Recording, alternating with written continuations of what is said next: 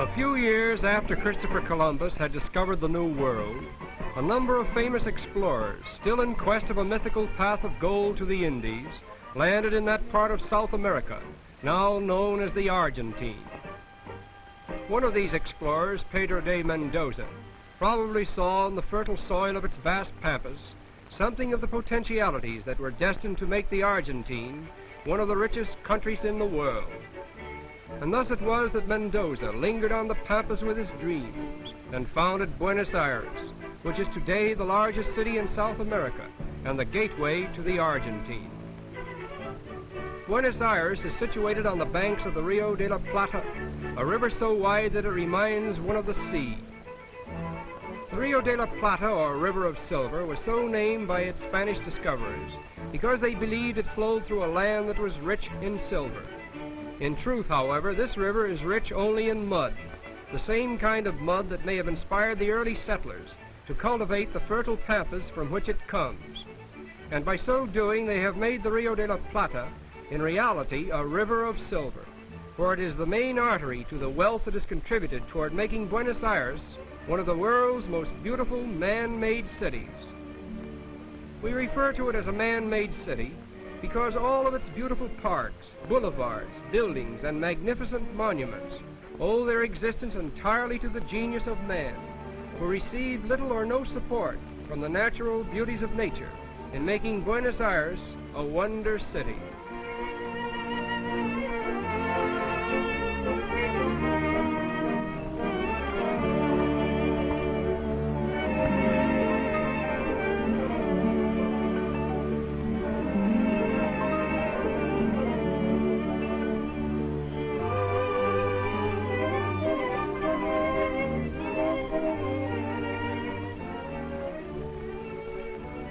The greatest monument to the memory of this constructive genius is the city itself, in the heart of which the Plaza de Mayo forms a beautiful approach to the presidential palace.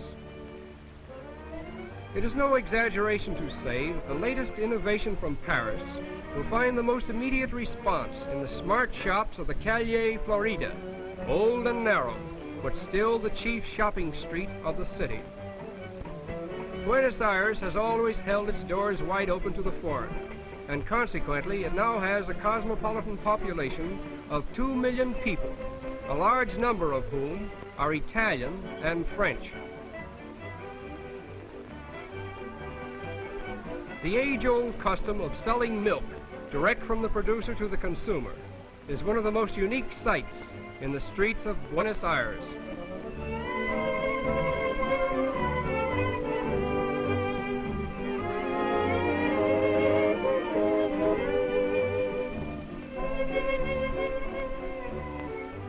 The first appearance of cattle in the Argentine is credited to 7 cows and a bull brought from Brazil in the 16th century.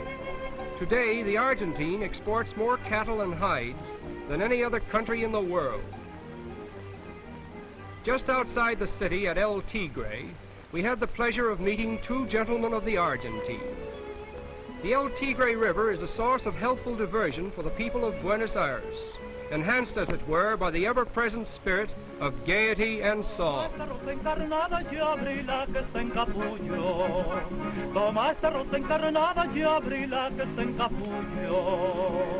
Encuentras mi corazón abrazado con el tuyo, abrazado con el tuyo, pero el alma separado. No llores, mi alma, no llores, no, que por tus penas me muero yo.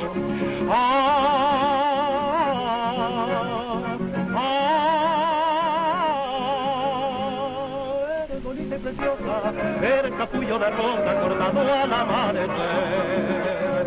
Eres bonita y preciosa, eres capullo de rosa cortado al amanecer. The Argentines are a pleasure-loving people, and nothing holds a more important place in their field of sport than horse racing. The racetrack at Palermo is one of the proudest possessions of the Jockey Club, which is said to be the richest in the world.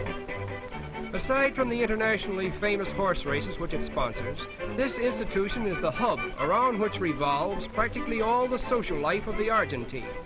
Races take place here daily, and in the height of the season, the purses are so large that tremendous fortunes are won and lost during a single race.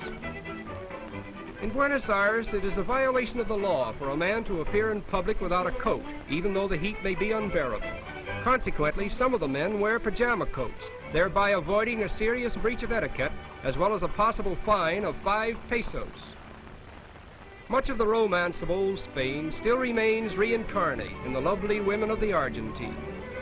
It is seldom that an Argentine woman is troubled about the rights of her sex or any of the more virile notions that have stirred modern womanhood, for she seems to be content to live behind a veil of romance and to accept as her due the admiration so lavishly bestowed upon her. We doubt that in all of Buenos Aires there is a child who does not know Benito and his pigeons.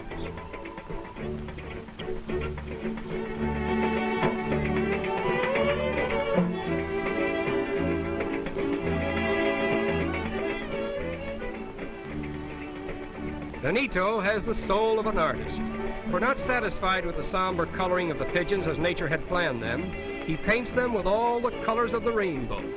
Rose and blue, or orange and green, mingle with the dull gray or white of their own soft feathers. And one can see that Benito is very fond of his pigeons. All that he has is theirs. He feeds them and houses them, and with the bright colors he gives them, they bring a joy to all the little children who see them. Benito is more than an artist. Far away from the city itself, the picturesque dancers of the ranchero remind us of the life that was in full sway when the gaucho was the hero of the pampas, a colorful life that is still the common heritage of romantic Argentina.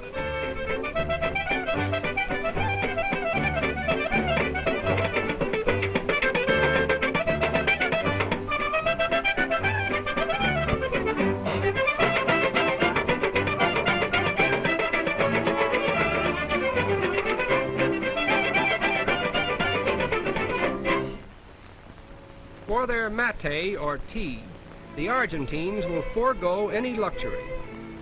Mate is made from an evergreen shrub, similar to common holly, which has been dried and pulverized.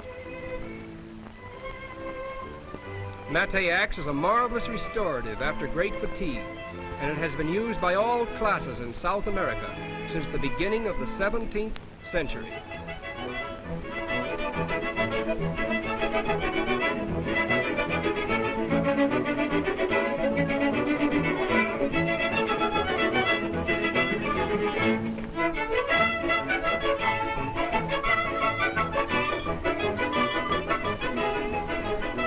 Verily, the spirit of romance, which is fast disappearing from a world overburdened with stern realities, still remains in the hearts of the Argentine people. And it is with this thought that we reluctantly say, farewell to romantic Argentina.